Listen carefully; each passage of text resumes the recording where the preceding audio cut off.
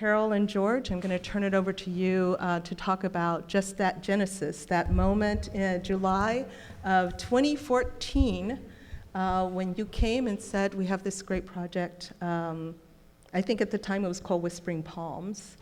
Well, I think that's a history that's best told by Carol Parrott Blue, because she is actually the centerpiece of the whole concept of how this came to be. Would you mind? I can put this on you. You never put a filmmaker and a mic and an audience together, because to get them apart is really difficult. First of all, there's a lot of team members that were involved. Can you raise your hands, like Renee? There's Renee, raise your hand. Matt in the back, raise your hand. Keep your hands up so people know who you are. Ann, where's Ann? Where's Ann? Okay, who else is here? Oh yeah. Rosalinda Mendez. And Jamal and Rosalinda. Anybody else? Just raise your hand so we know Chris Hansen. that you're here. Johnny. Johnny Hansen. Okay.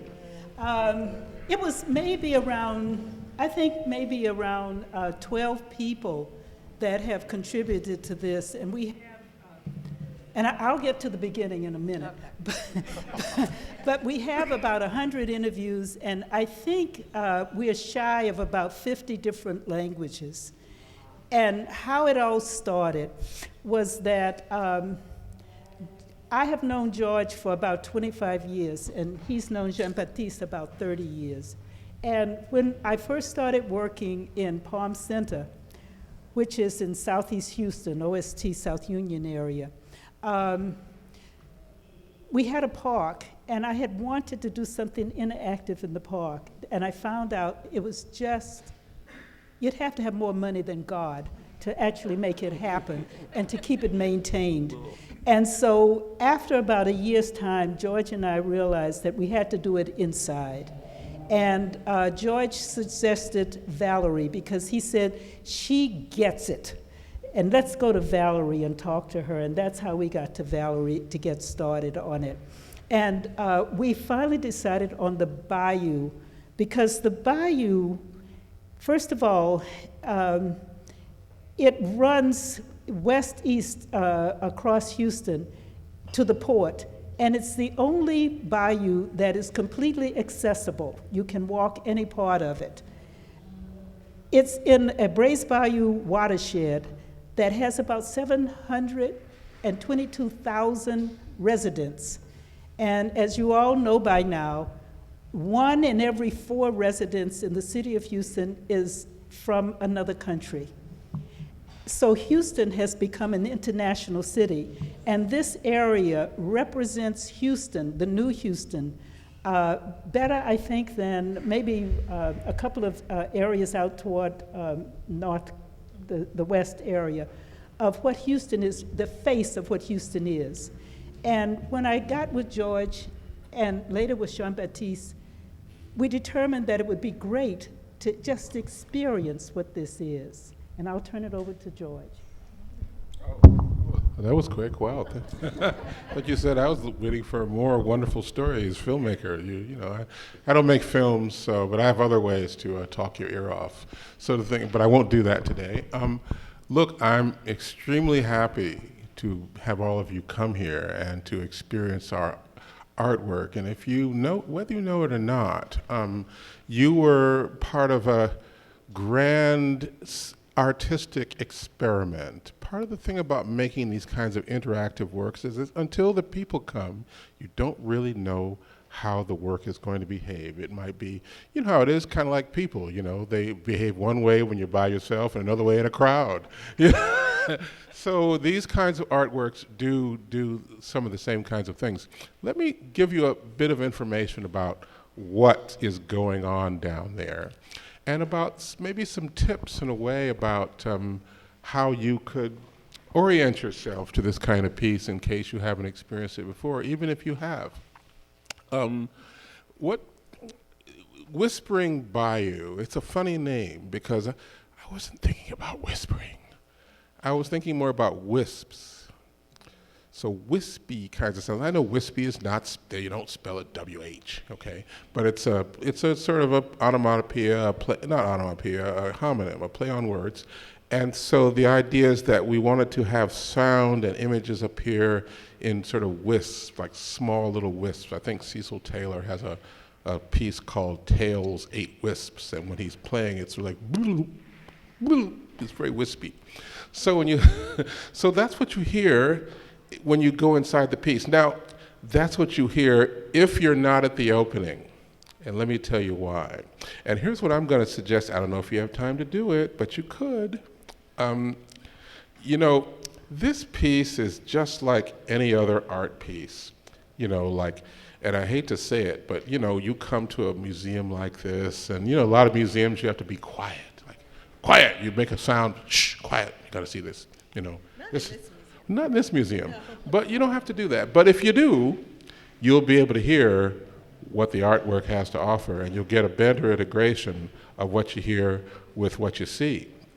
So if you just close your mouth and check it out, you'll find out amazing things. So I have never been at an art opening in my entire life where nobody says a word and they just walk through and look at the art. But if you had done that, it would have been an incredible experience, like a performance art piece. First of all, people just walking through quietly, nobody says a word, and they pass by, and as you pass in front of one of the screens, and Jean-Baptiste Barrière is going to talk about what happens visually, but I'm going to talk about the sound. When you pass by, when you go up to one of the screens, you know, there's a lot of things going on. It talks back to you. And you saw that, maybe some of you saw those people up there.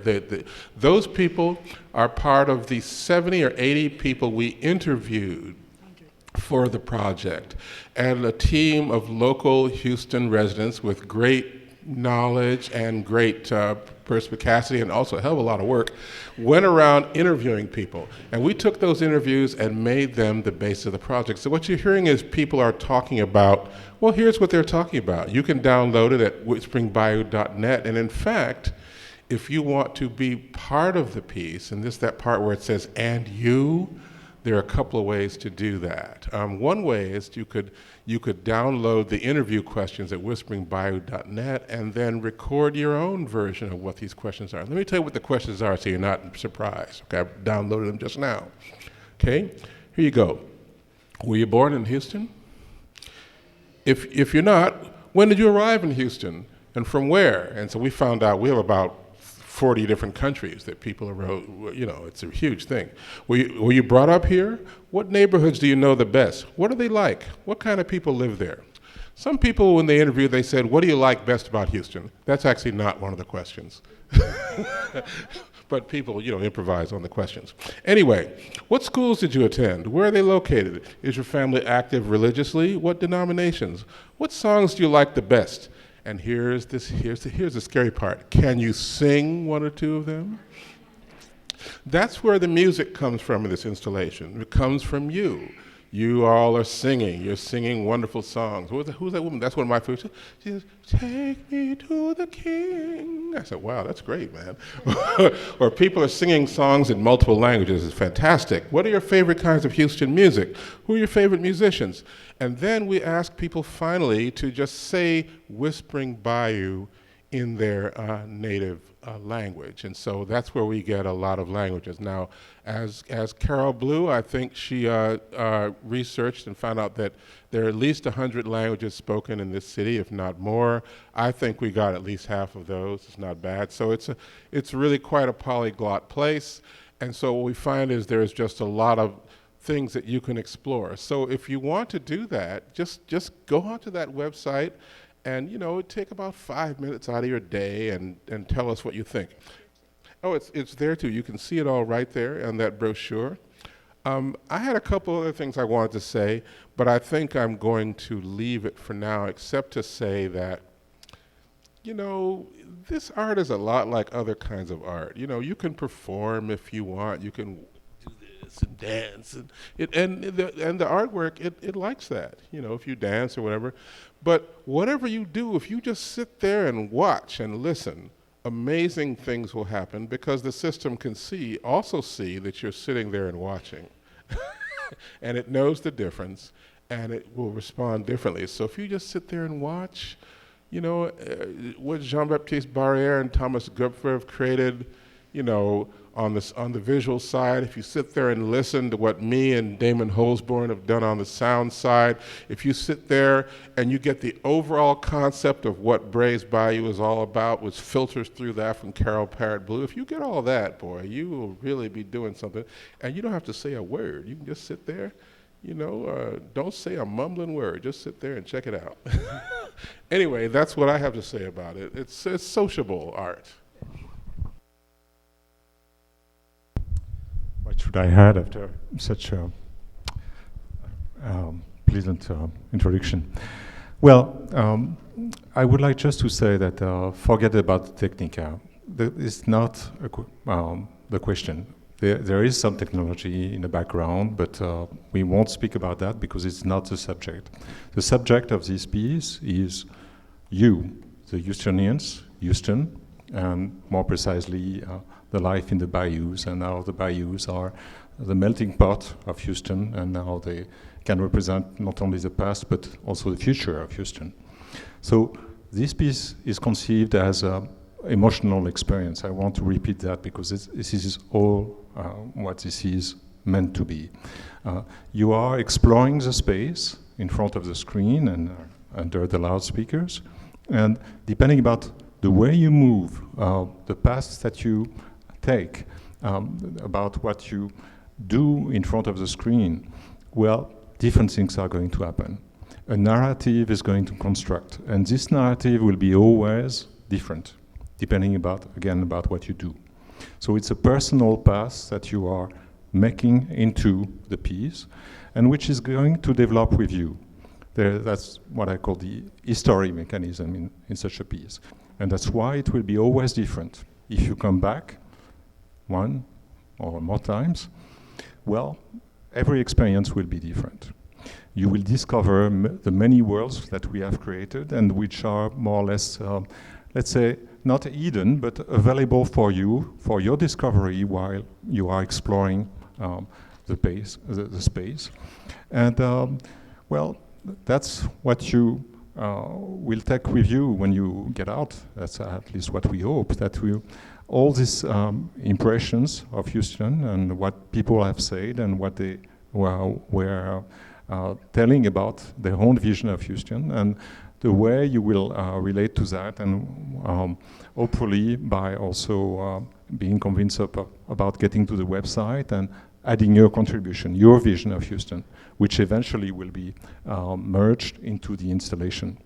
So chances are that if you do that, when you come back next time, and I hope you will come many times, you will discover inside one of these worlds, revealed by your motion into space, your contribution mixed with all the others. And that's one thing I want to emphasize, which George already told very precisely, but I can't agree more. What we experienced tonight, for the people who were downstairs, is what we call the opening party effect. I mean, too many people, and it's coming, let's say, what we are really aiming at.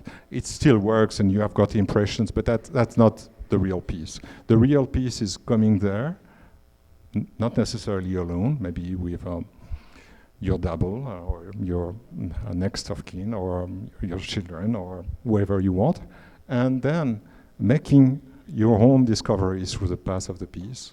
And that's meant to be, I should say, an intimate experience, to work at its best, so that you take the most advantage about what there is there. It has to be sort of intimate. So once again, please come and experience this emotional experience, and come again and again and again, and make your own ideas through these multiple visits.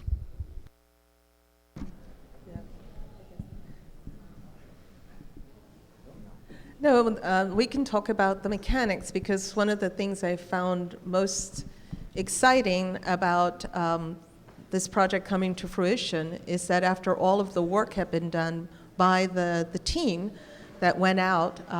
Carol assembled such a wonderful array of people to go out into the world and bring back these stories.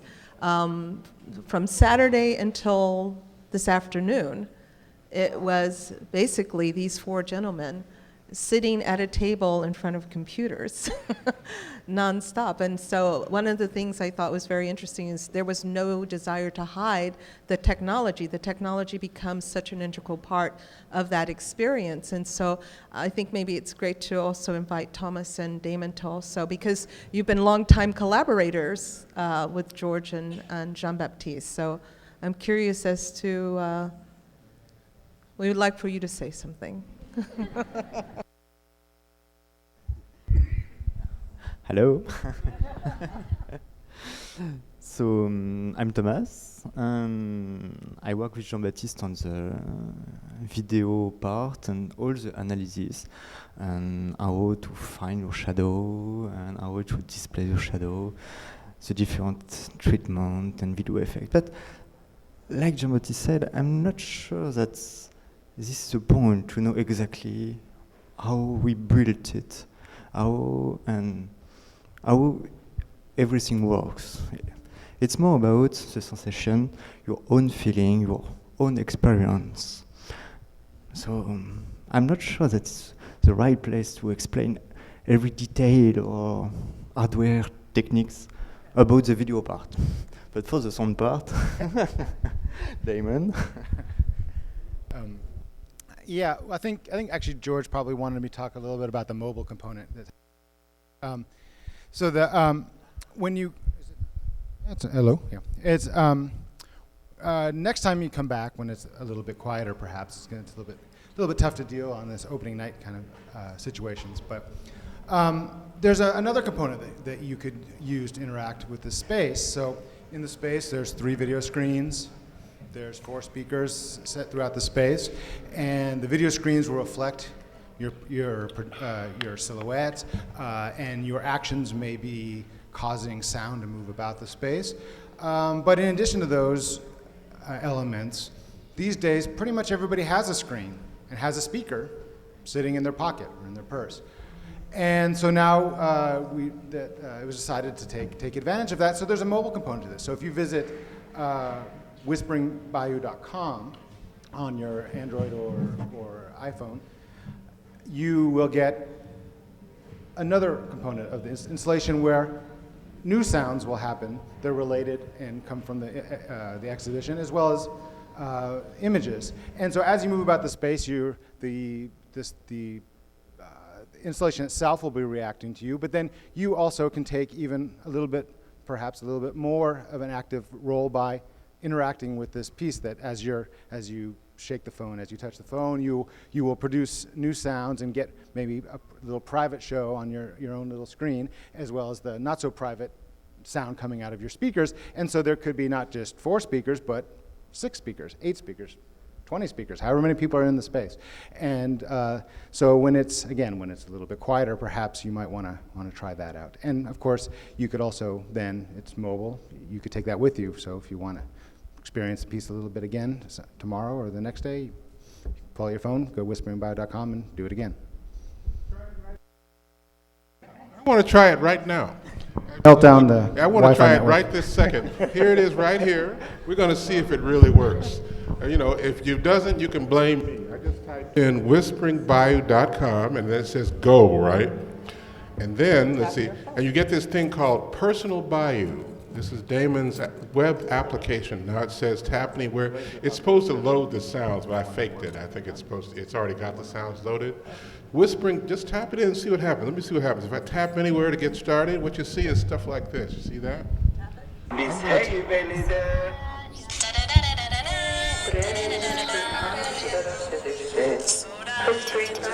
Do it. It's a test. If it crashes, you can all do it right now. And if it crashes, then we know we have more work to do. And you can also shake it.